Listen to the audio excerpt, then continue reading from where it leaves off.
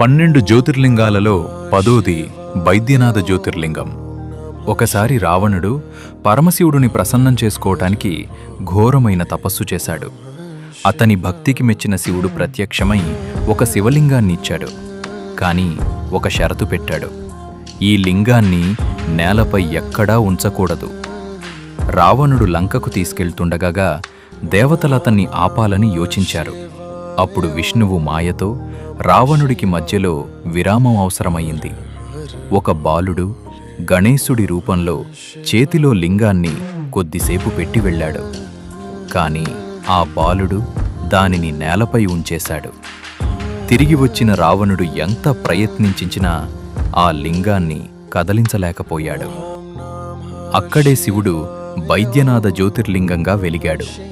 మిగతా జ్యోతిర్లింగాల కథలు తెలుసుకోవాలంటే ఈ వీడియోను లైక్ చేసి మా ఛానల్ను సబ్స్క్రైబ్ చేయండి.